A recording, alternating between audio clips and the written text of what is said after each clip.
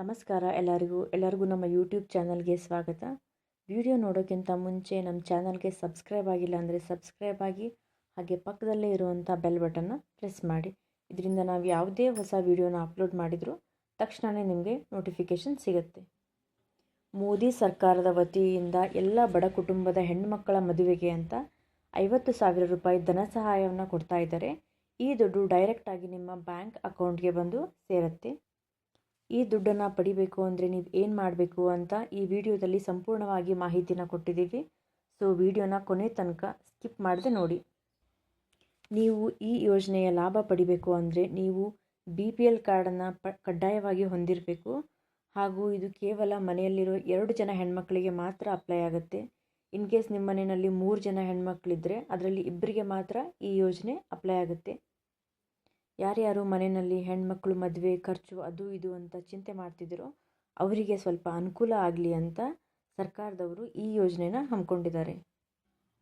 ಇದಕ್ಕೆ ಅಪ್ಲಿಕೇಶನ್ ಹಾಕಬೇಕು ಅಂತಂದರೆ ನಿಮ್ಮ ಹತ್ರ ಏನೇನು ಡಾಕ್ಯುಮೆಂಟ್ಸ್ ಇರಬೇಕು ಅಂತ ನೋಡೋಣ ಬನ್ನಿ.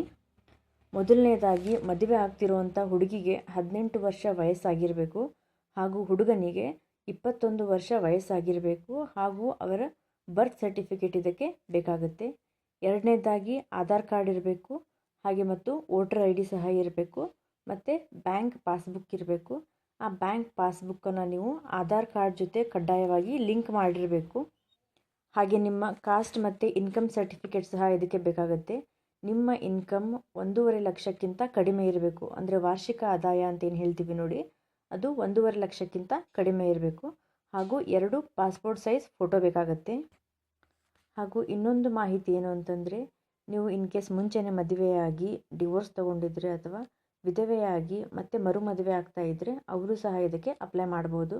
ಹಾಗೆಯೇ ಇನ್ನೊಂದು ಮುಖ್ಯವಾದ ಸಂಗತಿ ಏನು ಅಂತಂದರೆ, ಇದಕ್ಕೆ ನೀವು ಅಪ್ಲೈ ಮಾಡಬೇಕು ಅಂತಂದರೆ ನೀವು ಮೈನಾರಿಟಿ ಕಾಸ್ಟ್ಗೆ ಸೇರಿರಲೇಬೇಕು. ಅಂದರೆ ನೀವು Muslim, Christian, Jain, Buddhism, Sikh ಅಥವಾ ಪಾರ್ಸಿ ಪಂಗಡಕ್ಕೆ ಸೇರಿರಲೇಬೇಕು.